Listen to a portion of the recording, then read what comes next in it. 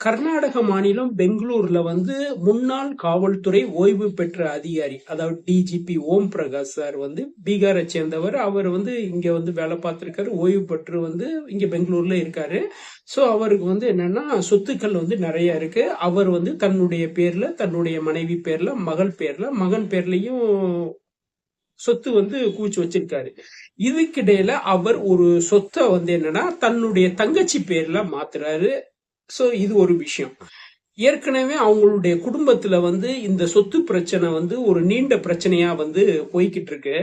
இதுக்கு இடையில வந்து என்னன்னா தங்கச்சி பேர்ல வந்து மாத்திருக்காரு. இது ஒரு பெரிய வந்து விவாத பொருளா வந்து குடும்பத்துக்குள்ள ஒரு பிரச்சனையா போய்கிட்டு இருக்கு. சோ இது ஒரு விஷயம்.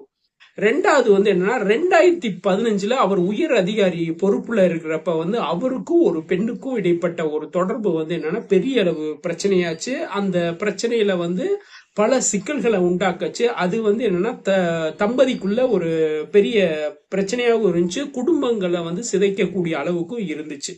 ஓய்வு பெற்ற கர்நாடக டிஜிபி ஓம் பிரகாஷ் சாருக்கும் அவருடைய மனைவி பல்லவிக்கும் இடையில வந்து தொடர்ச்சியான பிரச்சனைகள் இருந்துச்சு. இதுக்கிடையில சொத்து பிரச்சனை, இதுக்கிடையில வேறு பெண்ணுடைய தொடர்பு, இந்த மாதிரி பிரச்சனைகள் தான் இவங்களுடைய விஷயங்கள் வந்து நடந்துகிட்டு இருந்துச்சு.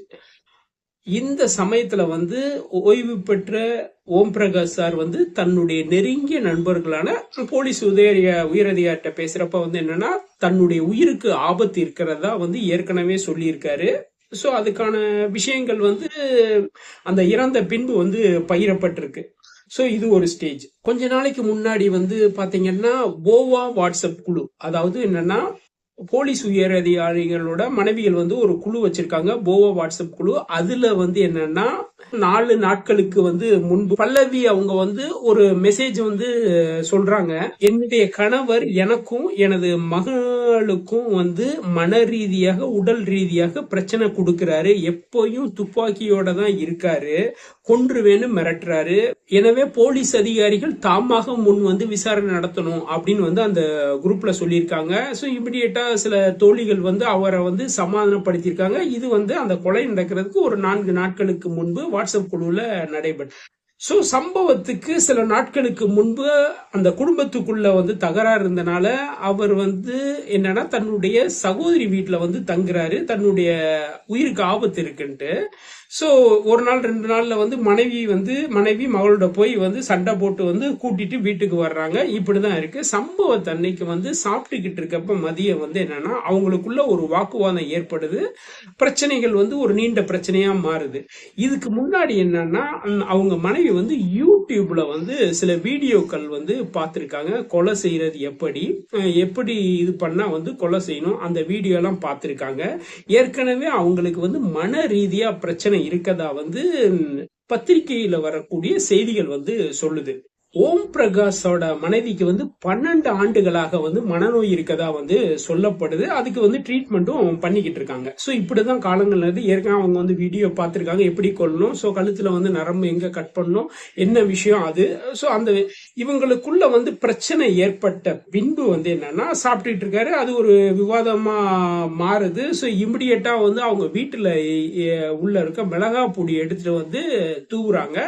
சோ கண்ணுல எல்லாம் படுது. சோ கண்ணுல பட்டோன்னா வந்து அவரால் வந்து அசைய முடியல. சோ இமிடியேட்டா வந்து அவர் அலறி அடிச்சுட்டு வீட்டை விட்டு வெளியில வந்து போக போறாரு. அதுக்குள்ளேயும் வந்து மனைவி வந்து என்னன்னா போர்வை, அதாவது என்னன்னா ஒரு போர்வை எடுத்து மேல போடுறாங்க. போனோட வந்து அவரை பிடிச்சு தள்ளுறாங்க. அவருடைய உடல் வந்து அதிகமா இருக்காங்க, கீழே விழுகிறாரு. சோ சமையல இருந்து ஏற்கனவே கொண்டு வந்த கத்தியை வந்து எடுத்து வச்சிருக்காங்க. அதை வச்சு என்னன்னா தாறு மாறா வந்து குத்துறாங்க. திட்ட 15 நிமிஷம் வந்து துடித்து வந்து இறக்குறாரு. இறந்த பின்பு என்னன்னா அவங்க வந்து தன்னுடைய நெருங்கிய தோழிக்கு வந்து வாட்ஸ்அப் வீடியோல வந்து அந்த மிருகத்தை நான் முடிச்சிட்டேன் வந்து வீடியோ கால்ல வந்து பேசியிருக்காங்க. சோ அதை தொடர்ந்து வந்து இன்னும் 2 தோழிகளுக்கும் செய்திகள் வந்து பரிமாறப்பட்டதாக சொல்லப்படுது.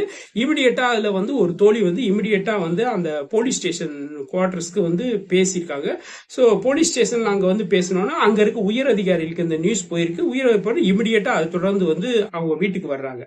சோ வீட்டுக்கு வந்து கதவு தட்டுறாங்க. கதவு வந்து திறக்கப்படல. 1/2 ஹவரா வந்து போலீஸ் வந்து சமாதானம் பேசுறாங்க. அப்புறமேல் சமாதானம் பேசிய பின்பு வந்து கதவு திறக்கிறாங்க. கதவு திறந்து கீழே தரைத்தளத்துல வந்து என்னன்னா அவர் இறந்து கிடந்த காமிச்சு வந்து சொல்றாங்க. சோ இப்படிதான். அதுக்கடுத்து அவங்களுடைய விசாரணை வந்து தொடர்ச்சியான விசாரணை வந்து நடந்துகிட்டு இருக்கு.